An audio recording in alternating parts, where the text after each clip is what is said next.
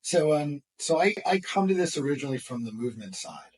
I got involved in drug policy reform in the 90s and went to Washington, D.C. to go end the drug war in 1996. Oh, okay. I was the associate director of an organization called DRCNet, the Drug Reform Coordination Network, and it was one of the first internet-based nonprofits on any topic. But we were sort of the internet center of drug policy reform when the internet was just happening.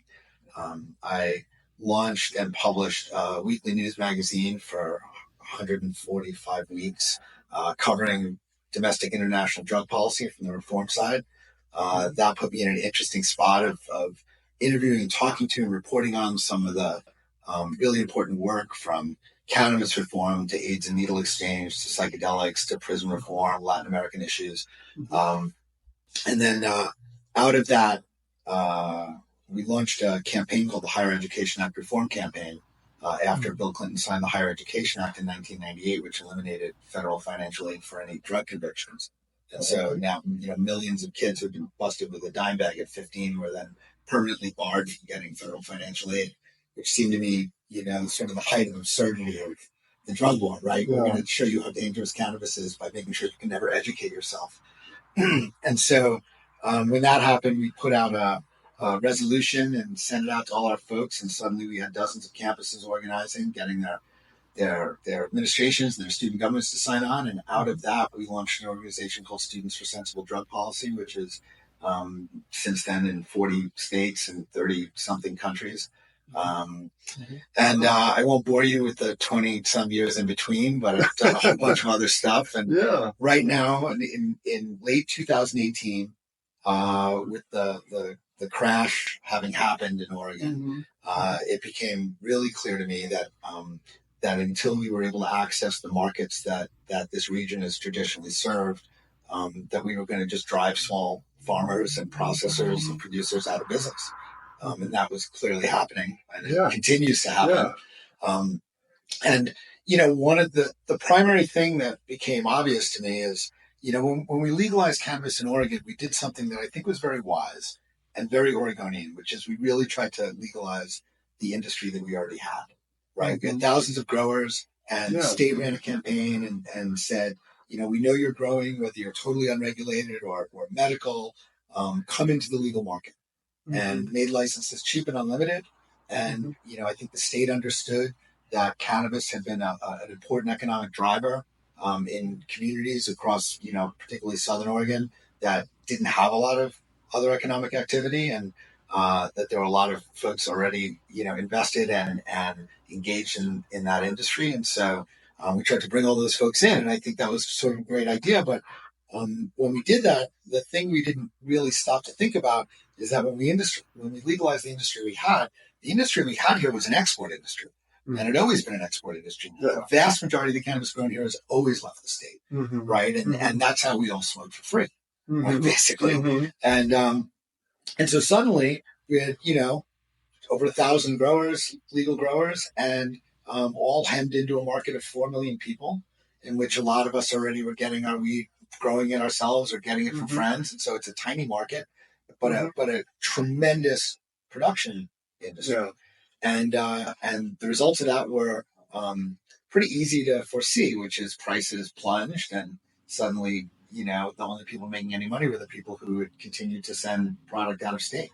And so in 2019, we wrote and introduced a bill in the Oregon legislature to allow the state to begin regulating interstate commerce. And it had a trigger that, they couldn't just start doing it immediately. It said the state could begin doing this when either Congress legalized, which, don't hold your breath, or when the Department of Justice indicated tolerance through a memo or policy statement. And as I'm sure almost everybody watching this knows, that's how the entire industry functions, right? It's still federally illegal. It exists because the DOJ has said, first in the Cole memo and now just by Attorney General Garland's saying this out loud, that as long as you're operating in good faith under state regulations, DOJ is not going to invest resources. When was that? When so the bill, we introduced the bill in 2019. We passed it in a single session with bipartisan support. The plan was then to go into California passed the same bill, and then to Washington. And then COVID happened. And so the bill did not get introduced in Washington in 2020 or 21. In 2022, in partnership with the Rural Counties Association in California, which represents all of the rural county governments there, and the Distributors Association, we introduced the bill in California, passed it in one session, also with bipartisan support. It's a much longer bill because it's California, but it says essentially the same thing, and it has the same triggers. Says the state can start regulating this as soon as either Congress legalizes or DOJ indicates tolerance. Then in 2023, Governor Newsom signed that bill. Then in 2023, we went into Washington State and partnered with the Washington Cannabis Alliance and the Sun and Craft Growers Guild, introduced the same bill in Washington, passed it in one session. Governor Inslee signed it. And so now all three West Coast states have these laws on the books. We are currently in the process of getting those three governors, hopefully all three governors, to reach out to the Department of Justice and send a letter saying, we have these laws. You have said that if people are operating under state regs, you will not interfere. What if that were two states or multiple states? And two important things to remember about this. First is that everything the states are regulating now is already interstate commerce under federal law. There's a 80-year-long line of Supreme Court cases. It started with a case called Wickard v. Filburn in 1942, which is about wheat and a farmer using wheat grown on his farm to feed his livestock, and went all the way up through Gonzalez v. Raich, which is a cannabis case in 2005, which basically said that a medical caregiver, gifting cannabis to a patient in the same state was interstate commerce, even though no money was exchanged. It never left the state. Because anything that impacts interstate commerce under federal law is interstate commerce. And so the DOJ is already tolerating interstate commerce under federal law. So this is not a legal distinction. It's the same crime if you grow weed in Southern Oregon and sell it in Portland, or if you grow it in Southern Oregon and sell it in New Jersey. You've committed the same crime. There's no new jurisdiction, no new penalties. So this is strictly, where will DOJ draw the line? Will they stand in the way of governors taking the next logical step to move the industry forward, which is to create a rational and more competitive supply chain? And we're hopeful that in the next few weeks, we are going to get a letter out from the governors asking DOJ to address this issue, and we think we'll get an answer. We also think that because this is an election year and the Biden administration has been very clear that they're trying to normalize cannabis. I mean, Joe Biden wasn't going to take heroic measures, but for him, he has moved a long way on this issue, and they're very clear they want to let the states deal with this. So we think DOJ will say, look, as long as you're regulating it, we won't get in the way. And I think that will begin a conversation between states that can really change the underlying economics of the industry. Wow. Yeah. That'd be beautiful.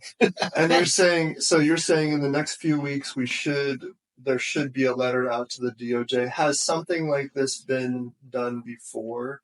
I know the state of California, the governor of California sent some sort of letter to the DOJ before. It was to their state. So here's what was that? No, go for it, please. So the California law was different than the Washington Oregon laws in one respect. In addition to those two triggers, in addition to either Congress or DOJ, there's a third option, which is California could start doing this if the California State Attorney General issued an opinion saying that doing so would not put the state in further legal jeopardy.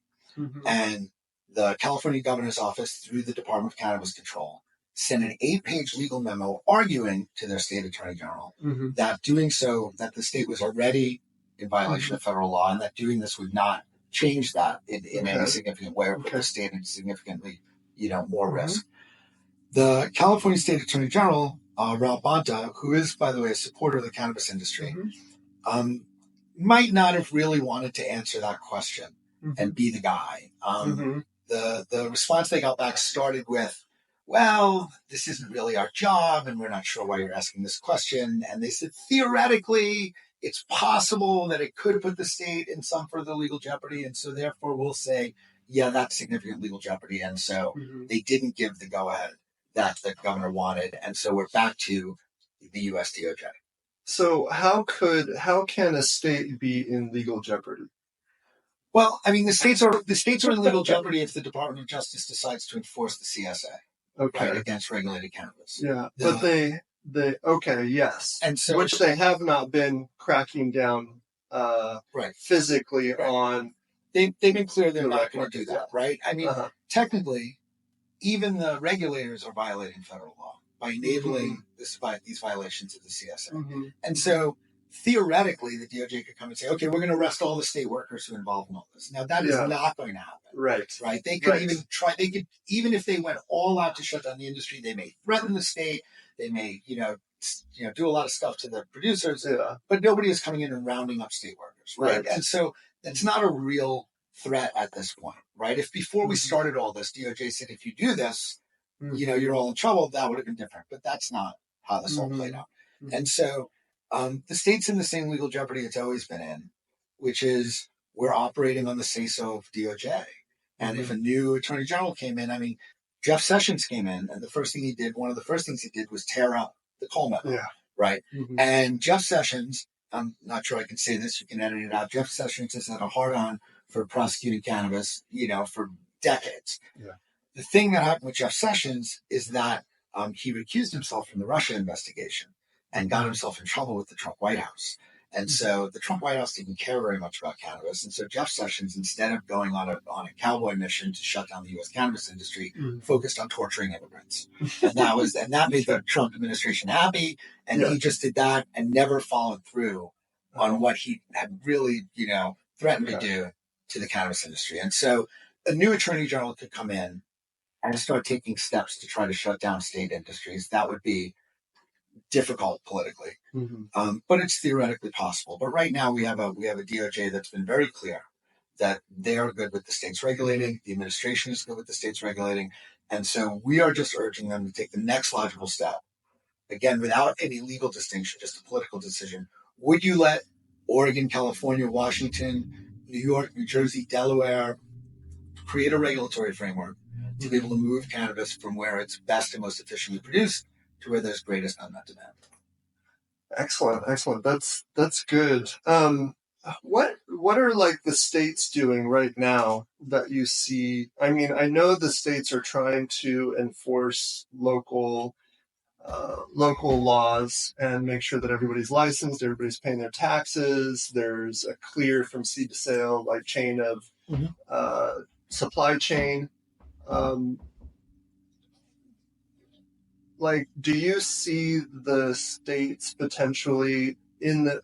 So I'm not bullish on the idea of the Department of Justice acting quickly, right? I mean, we're talking about rescheduling, and of course that's taken forever and continues to be dragged out. And it doesn't seem like the DOJ is interested in greasing the wheels for the cannabis industry. Can the states ultimately just create an alliance or a treaty, I guess? Let's just call it a regulatory framework. Yeah, a regulatory framework where they work together despite what the DOJ says. They could. Yeah. They could challenge the DOJ to do something. But I think there's a qualitative difference between what we're seeing with Schedule 3 and this issue. With rescheduling, there is a process, right? There is everyone knew what the process was going in. It's a long process to reschedule anything, right? And we're engaged in that process. And, the HHS decision happened relatively quickly by their standards. DEA clearly is not that excited about losing cannabis off of Schedule 1. Right. So that is happening. And DEA, while it falls under the Department of Justice, is not necessarily taking direct orders from the Attorney General. They have their own, they have their own decision-making process. What we are asking is simply a statement from DOJ to go to really what we're asking them to do is to reiterate the statement that they've made over and over again the last 4 years, which is exactly what I said, which is, look, if people operating under state regs, properly, we're not going to use resources to prosecute. And that guidance really goes to their U.S. attorneys. It says these are not cases we're going to pay to run.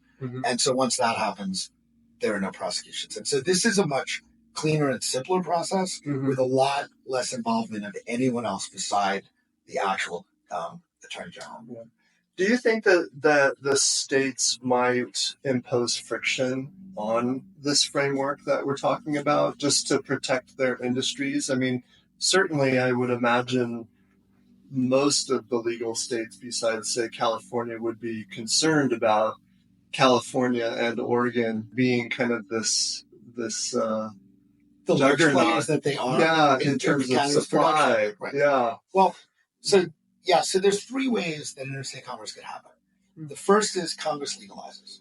Okay. Right. If that happens, all the state silos come down. Mm-hmm. Right. The Commerce Clause of the Constitution is in there to assure that states don't start trade wars against each other. Mm-hmm. So if you have a legal market, you will not be able to discriminate against the legal products from other states. Right. Idaho could continue to put you in jail for 10 years for a joint. Right. That's their prerogative. Right. But once you have a legal market, you can't discriminate against other states' legal products. Yeah. Mm-hmm. The second way it could happen is through the courts. Mm-hmm. The question has come up in several circuits whether cannabis, even though it's federally illegal, falls under the Commerce Clause. Mm-hmm. And if it does fall under the Commerce Clause, just like under legalization, states would no longer be allowed to discriminate against out-of-state products. The First Circuit, the appeals court in the First Circuit, which is Maine and Vermont, and don't make me list them all because I'll screw it up, but is in the Northeast, has decided in the context of their out-of-state investor ban that it does in fact fall under the Commerce Clause, and they cannot ban out-of-state investment. Right. The Ninth Circuit, which is out here, the appeals court has not heard this argument yet. The lower court in Washington State has said it does not because it's federally legal fall under. But if the federal courts decide that this all falls under the Commerce Clause, states all of the state silos will disappear, and states will no longer be able to discriminate. Okay. What we are doing is a political path which offers states the option, right? And it says we won't stop you, and then it's up to the states to decide if they want to participate. Now, there are some states that will continue to be protectionist, right? They've given out all these licenses, whether it's economically wise or not that they have done that. They're going to keep their doors closed until something else forces them open. Right. And that's fine. Mm-hmm. But there are also quite a number of states that are just getting going on adult use or that have medical programs. I mentioned Delaware earlier. Delaware has a medical program.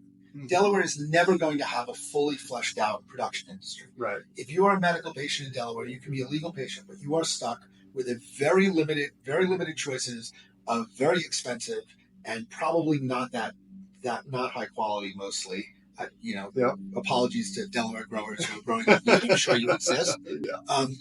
But once the state is no longer barred, once the feds have said we won't stop you, and you are a patient in that state, it gets very difficult politically to say, no, it's legal. You're a legal patient. We could bring it in for you, but you're stuck paying 3 times the cost. Yes. Because what we have done is we've driven millions of patients in this country to stay in illicit, untested, unregulated markets, right? For price, strictly for price and perceived quality. Yeah. And so there are a number of medical states like that. And it starts to become a political problem. Yeah, maybe you have 10 medical growers or 15 medical growers. But when you stack up their return on investment versus tens of thousands or hundreds of thousands of patients in your state that don't have access, that are buying illegally, that we can move into a regulated market, I'm willing to have that argument publicly. And we strongly believe that once that conversation around creating a regulatory framework is happening, and states and consumers and others see the possibility of getting competitively priced cannabis, the best in the world, and the walls are gonna start to come down because the state silos are economically insane. And once you start thinking about them, they collapse under their own weight. Mm-hmm. Yeah. I mean, that's what's so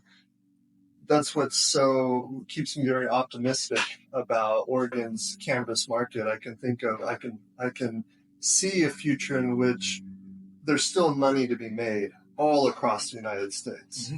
The states may be able to source product a lot less expensively in, say, the Southern Oregon area where we can grow outdoors We can grow with exclusively sunshine and water and soil. And we've got growers that have been forced to be absolutely competitive with one another to the point of optimizing their production costs. Right. Certainly And relative to the growers in other states. Oh right? yeah, like I have visited with many people across the U.S. and in some of these states, including like say Michigan, which has had a legal industry for a rec industry for quite a while. They still are paying several thousands of dollars a pound for their product. Right. Whereas here, as you know, like $500 a pound is you got to sell your license to get that kind of money. Yeah, right. we're happy with that. Right. So it's just a matter of, and it sounds like it's not a matter of if, it's a matter of when. It's just how it happens. Everybody's kind of like biting their nails, like when and how long. Right. And so there's a couple of important points. Mm-hmm. First of all, when we legalized, and part of this is the history of how it happened. It happened through ballot initiatives. A lot of it was sort of opposed by the states, by governors where it happened. Then the legislatures finally got involved. But because of the political reality when we started legalizing, every state legalized in a silo. Said, don't bother us. We're just going to be in our state. Right? Yeah. But in a sense, we legalized with the belief somehow that by creating a regulated market, we would replace the illicit market. Mm-hmm. The reality is, all we were ever going to be able to do is create a regulated market to compete with the illicit market. Mm-hmm. And then we set it up in a way that was entirely non-competitive. We made it, we taxed it, we overtaxed it almost everywhere. We made operation incredibly expensive through like insane regulation treating cannabis like plutonium. Mm-hmm. And then we forced every state to grow in their state, even if it was economically non-viable, even if it took, 5% of the state's electricity use, even if it was environmentally disastrous to do it. And so, and it turns out, and so you end up with a regulated market in most states that is not competitive. And it turns out that while the prohibition laws are easy to get around, the laws of supply and demand are ironclad. Yeah. And we are now failing. Legal cannabis is failing almost everywhere it's had time to fail. And so unless we look at the structure of why that is and start to see that we have to, make it competitive with the illicit market, and that the primary policy goal of creating a regulated market, right? We have issues about, who gets licenses and, and state revenues and all of this. But the only defensible primary goal of this is how do we move as many consumers and patients as possible out of illegal markets supporting all the crime and all of the unknowns into regulated, safer regulated markets. And if you start from that, it starts to become obvious how you do that, because we've spent 100 years trying to fix this problem from the supply side, right? How do we get people to stop selling weed illegally, right? It's failed spectacularly, right? And even now in regulated markets, because of how we're restricting it and taxing it, we're still trying to do it from the supply side. The truth is, we're never going to significantly reduce the illicit market until consumers and patients make the choice to get into a regulated market. Yeah. And so we need to focus on the demand side. And if we move all of those patients, someone estimated to me the other day, an economist, whose name I will forget and screw up, so I won't mention. Someone mentioned to me the other day that they believe that between 80 and 90% of cannabis sold in the country right now is entirely unregulated. And it may be higher than 90% given hemp and hemp products. Yeah. Right?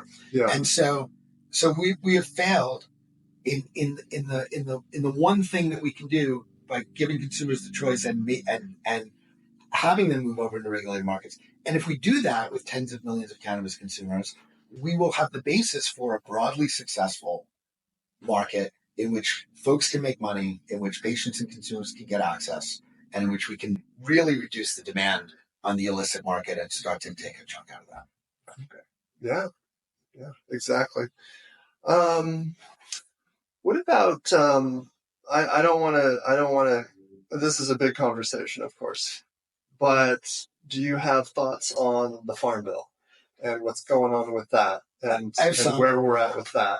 Well, I think It's interesting. I was at the CANRA, which is the Cannabis Regulators, the Cannabis Mm-hmm. Regulators Association. I was at their stakeholders meeting 2 weeks ago in Minnesota. And there is a broad understanding that they need to get intoxicating cannabinoids under regulation, regardless of source material, right? You know, we're talking THC, THCA, right? Yeah. We're talking cannabinoids. Uh-huh. And if we are talking about intoxicating cannabinoids, you know, once you have the distillate or the extract or whatever, it really doesn't matter how much source material you needed to get that if you have THC in the end, right?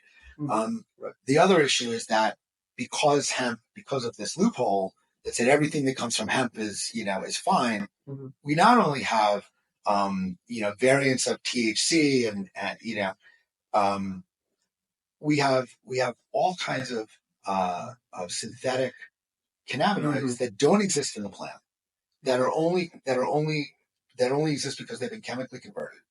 That we actually have no experience with what the impact, long or short term, is on human consumption, right?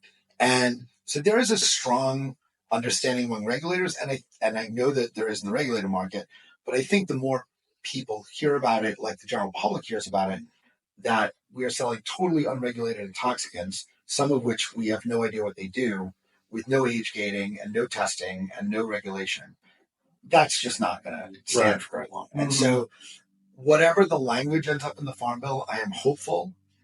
Confident would be strong given Congress, but I'm at least hopeful that it will drive the conversation back into how do we regulate cannabinoids, right? And let's forget about, you know, how strong the flower might have been from the plant if you you know, picked it and smoked it, right? So I think there are a lot of people working on this. I know there are still people on the hemp side that think they might, you know, they're hoping they'll get away with, you know, the status quo. I don't think that that's real. And the sense that, oh, we're now too big to stop us from doing this, I think is, you know, misguided. It seems like I've talked to several people about this subject, and it does seem like what the hemp people, the THCA people want. So there's the industrial hemp side of things, right? And of course, that's not what we're talking about. We're talking about the marijuana hemp side, and the marijuana that they're calling hemp and selling online.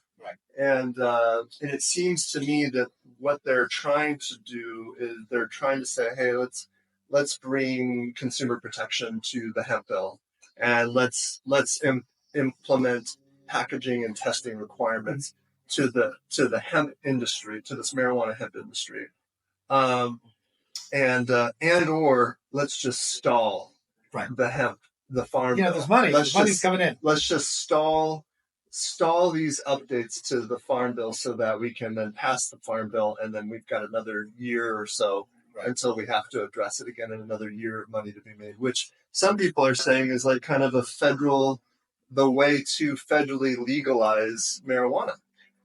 Well, and so yeah, and so this is kind of where I, as an advocate of especially the organ industry or the craft cannabis, the rec market across the Pacific, this doesn't look good. Like if they do this, it does not look good for the legal growers who have been doing it right for the last 10 plus years, who have not been able to see a return on their investment, who are just staying in the game, hoping that at some point we've got this, what did you call it? Sorry, I don't understand. Sorry about that. It's my phone, listening to our conversation. Yeah. So yeah, go ahead. So, well, a couple of things I want to say. There are a lot of responsible people on the hemp side of this. And while there are some people on the hemp side that want to do anything they can to maintain, you know, no regulation at all, which, you know, if their, you know, ROI depends on that, I understand why they would like that. Sure. But I think there are a lot of responsible people who are saying, okay, how do we do this in a way that that maintains viability for hemp extracts, but also brings it into a regulatory framework that they can count on going forward. Because the folks who are really thinking in the hemp side know this is not a forever thing, right? And so, and there's also ways to break down the hemp side, right? There's definitely a place for hemp derived inputs, I believe. I don't think that we're going to get away from the fact that we're going to be able to get, cheaper hemp derived inputs of some things in some products. And so that has to be brought under testing and regulation, and should be on par with the testing and regulation that happens in the rest of the regulated industry. There's the I was just in Minnesota. There's the really interesting issue of hemp beverages, of low dose hemp beverages. In Minnesota, you can go into a bar or restaurant, right on the menu, THC drinks, right, up to 5 milligrams. It's treated like beer. You can buy it anywhere. You can buy beer. You can buy it. As a matter of fact, I bought a THC drink at a bar, and we were about to leave, and I said, I can't walk out with this, can I? I said, sure. Yeah. Right. I couldn't walk out with the beer. Right. But I could walk out with a can of THC beverage. Yeah. And so I think it's more nuanced. Yes. Right. And then just should we or shouldn't we? I don't think that hemp inputs are going anywhere. I do think that a lot of the hemp inputs we're seeing right now, because they're totally unregulated, aren't even being produced in this country. Right. There's a lot of information saying that there's way more hemp derived cannabinoids being sold here than hemp actually being grown here. Wow. And so where is that coming from? Is it coming from China? Is it coming from, where? And sprayed with what? Right. And grown how? And, and so I think it's vital for public safety and for, the survival of a rationally regulated cannabinoid industry that we get this together. And if the Farm Bill doesn't do it, the states are starting to do it. Yeah. Because now you have parents calling saying, what the hell is this my kid bought in a gas station? Yeah. Right. 1,000 milligrams of what exactly? And so, coming out of it's funny because coming out of drug policy reform in the 90s, we were fighting against, a mostly sort of, Southern Christian parents movement against cannabis. Right. And it became a really powerful force. They got behind Nancy Reagan in the 80s, and that was, just say no. But now there's a real reason for parents to be concerned, right? What the hell is THCP?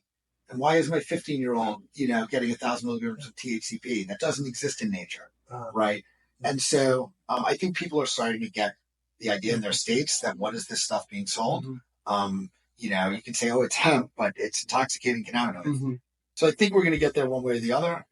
Doing it in the Farm Bill wisely, that really covers some of the nuance and doesn't ban all hemp and yet doesn't leave it all unregulated, would be great. But if not, the states are going to be doing this. Yeah. I found it interesting that I forget the amendment to the Farm Bill. It's like Miller or something like that. They're the ones who are trying to essentially ban THCA or change the wording to total THC, which I know Oregon has it. Many states have adopted this language, total THC, under 0.3, in order to be considered hemp. And it's mostly conservative representation in these states that are opposed to it, which is funny because they're the same states that don't have a medical or recreational program.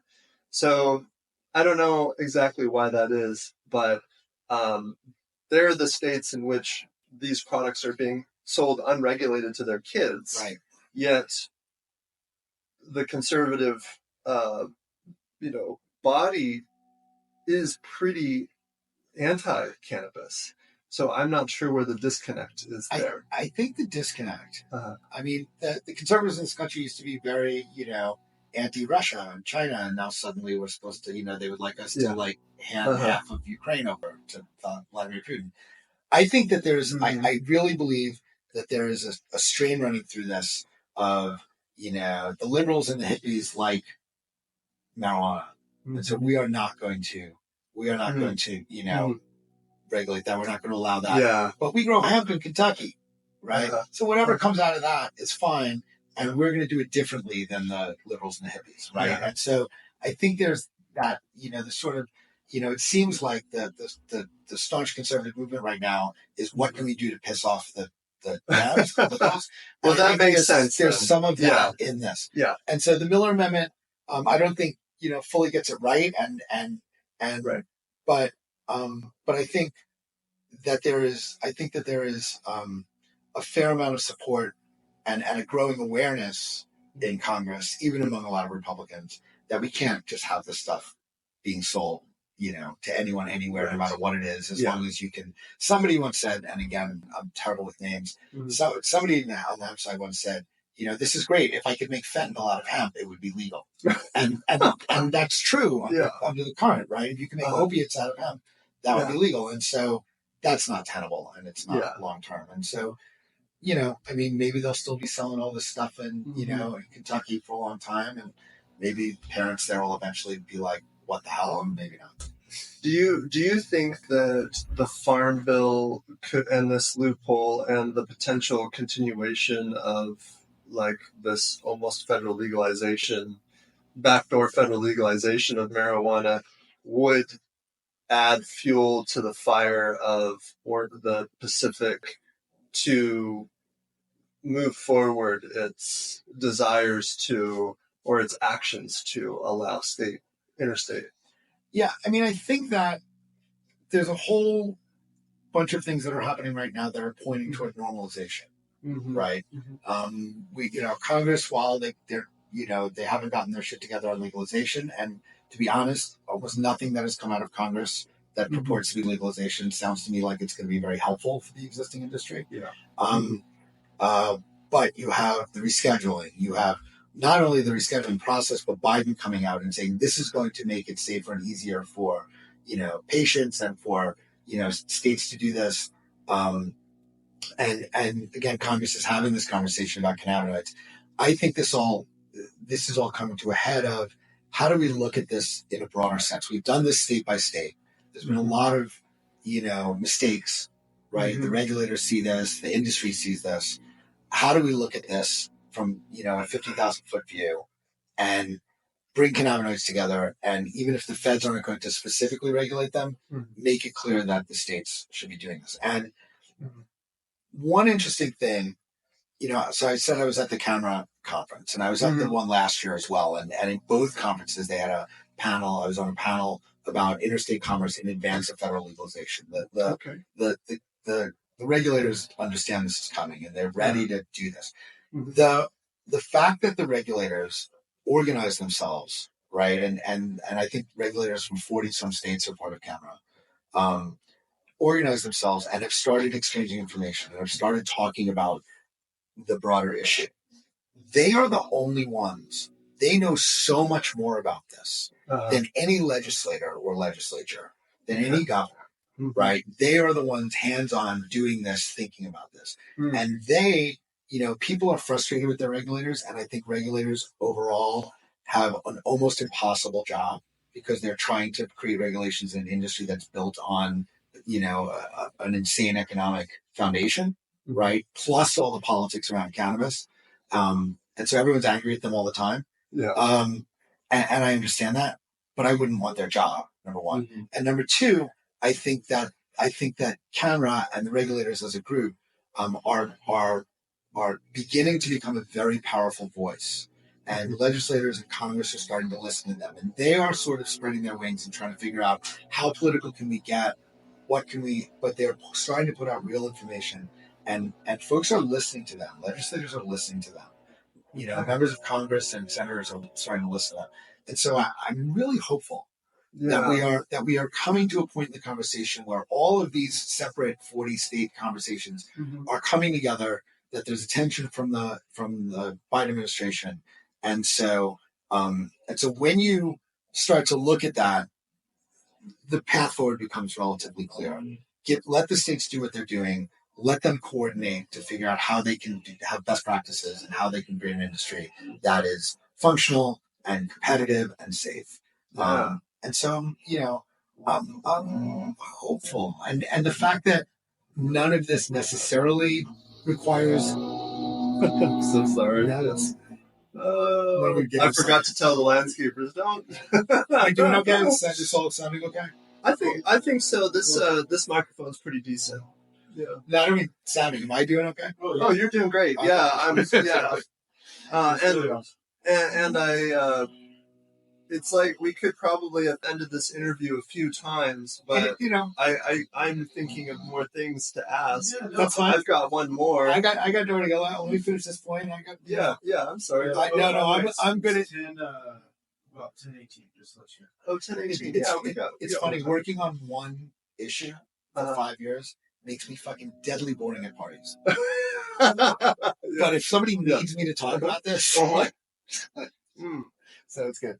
It's good stuff. Where was I? So I think we're coming to the point that, especially if we can do this through the states and not depend on Congress to like suddenly jump in and get this all right, I think we have a chance to structurally change the industry.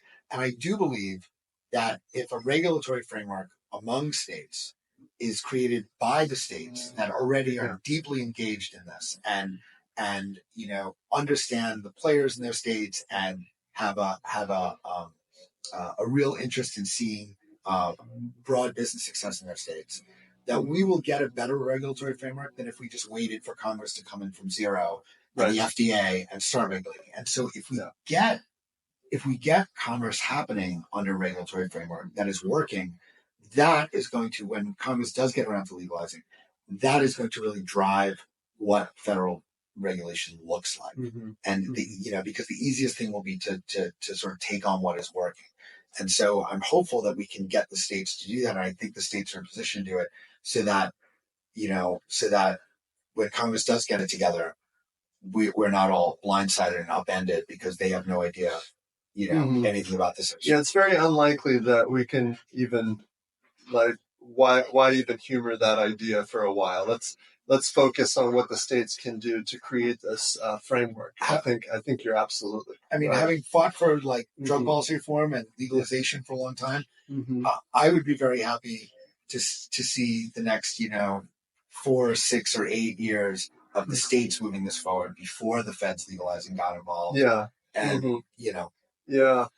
So before I ask my final question, what can the growers that might be watching this video or this interview do to help push this idea along? Framework.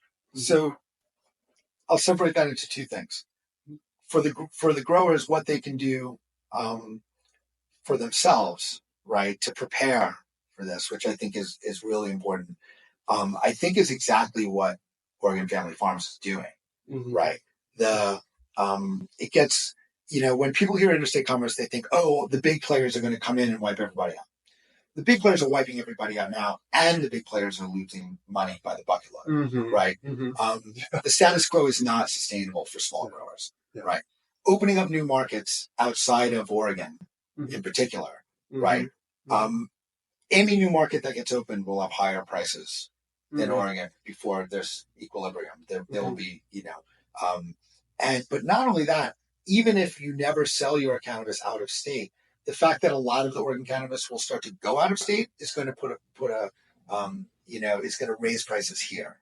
Yeah. Right. And so there'll be more demand for the product, even if you're selling it in state. But for small growers in particular, we have a lot of the best growers in the world here in Oregon. Yeah. But they are not, but that doesn't necessarily mean they can at scale do their drying and their curing and marketing and branding and all of the things that farmers didn't really get into this to do. Right. Coming together as cooperatives, right? Starting to think about how do we share those costs, right? That doesn't, to me, and I know I've spoken to Aaron, doesn't necessarily mean that your farm would not brand its own product, right? Within a larger brand of, let's say, Oregon Family Farms, right? But small farmers coming together to figure out how do we share these costs? How do we get an entity together that can do that marketing, distribution? Because I can't for my farm, right? That I think is the key to long-term sustainability for growers, and I think it's a big opportunity for small growers. Yeah. And again, like I said, even as an individual small grower, prices will go up if the demand out of state starts to suck a lot of the legal weed out, out to other places. In terms of support of this idea, it's funny. before I started this, I had started something called the Craft Cannabis Alliance. Okay. And the idea behind the Craft Cannabis Alliance, which I ran for about 4 years, was maybe 3 years, was to organize the small growers and processors here. And so what we did was the first thing we had to do was say, okay, who's a craft grower? And what we decided, we talked about inputs, we talked about technical specs, but I am not a technical specs guy. I'm a political guy. And so what we did was we said, if you were 50% ethical business and employment practices, positive community engagement, environmental sustainability, and ending the drug war, most growers can stem, most growers that I want to support that. And so we started organizing for the Craft Cannabis Alliance. And then the crash happened in 2017, 18. Yeah. And, prices went from whatever it was, 1,600 to 300 a pound. Everybody was going out of business. Yeah. And it became clear to me that organizing Oregon growers, initially we thought, we're going to tell Oregon consumers that there's a difference between buying from an Oregon craft grower and buying weed grown by a Toronto bank account. Right. And Oregonians care about local, they care about quality, but the crash was so severe and it became so clear that where our production was so far outstripped the demand that it just became clear that unless we opened the markets that we had traditionally served, we were never going to get out of this. And so all of this has been an effort to make things better for small growers. But because nobody had any money, and because I'm a political guy, and because it was clear that everybody understood that opening markets was a net positive. Yeah. I didn't, and because everybody is so busy, right, and has so many things and so many immediately important regulatory fights that they have to have, asking them to get involved and spend a lot of time and energy on some long range plan by some crazy guy who thinks he's going to open, markets, seemed like a lot of work for not a lot of return. And so, I got the support. We got the support we needed. We passed the laws in Oregon, California, and Washington. Once the letter goes out from the governors, once that is going to be big, we think that that's going to be big news. Okay. Right? Multiple governors saying, hey, can we open markets? Yeah. Once that conversation happens, then we need growers to pay attention, to step up, to say, hey, we need to look at this. The economics of what we're doing now don't work. Right? We can sell our product for much more money and be highly competitive on quality and price in other markets if we open them, and then, make the case publicly that this is the next rational step in creating a sustainable cannabis industry. And I think the growers' voices are going to be vital in this. Yeah. Right. Other things that are going to be vital in this, because not everybody cares as much as I care and you care about the success of small growers, is that this is also a way to move millions and millions of people out of illicit markets. Right. Yeah. And in consumer states everywhere. It's also a way to reduce demand for illegally grown product here. And so it is also a way to get patients in states around the country access to better and more cost-effective medicine. Yeah. Right. It is also a way to reduce environmental degradation. And so that there are multiple reasons why folks should support this, but the voices of the growers talking about the sustainability of an industry that is amenable to small business, that gives folks places to sell their product at prices that allow them to function, is vital. And we're going to want to hear from the growers standing up and saying, hey, let's get this going. Let's get a regulatory framework going. Yeah. So I love the dream. I can't wait. I go to the marijuana business conference every year. We go there and I'll go visit, Planet 13, I think it is, largest dispensary in the US so far. And you go in there and you look at what is being sold, and they have probably 50% the capacity for adding 50% more products than they already have. But because in Nevada, because the supply is so limited, you're only limited to, you only see what they're growing from their handful of cultivators. And this costs what?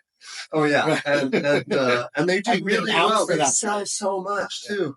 But I could imagine just a couple of those tables. They have some nice cases, just, dedicated to Oregon sun grown. I I don't know why. That is. I mean, Nevada, Arizona. That's the future. Yeah. That's the future for all these dispensaries. Having a little bit of shelf space for Oregon Sun Grown. I mean, Nevada and Arizona should not be using water to grow cannabis. Right. Right. Yeah. Any place where all cannabis has to be grown indoors should not be getting all their biomass from in the state. Right. Agriculture doesn't work like that. Right. No. Like this is a farm produced product. It's like a fruit and or even, vegetable. Even indoors, there are places where energy costs are much lower and the energy is more sustainable. Right. There are places where land is space is much cheaper. So that needs to sort itself out. And I can decide I want to grow avocados commercially in New York if I want. It's legal. I can build a facility. It's technically possible to grow avocados, in New York, I'm sure.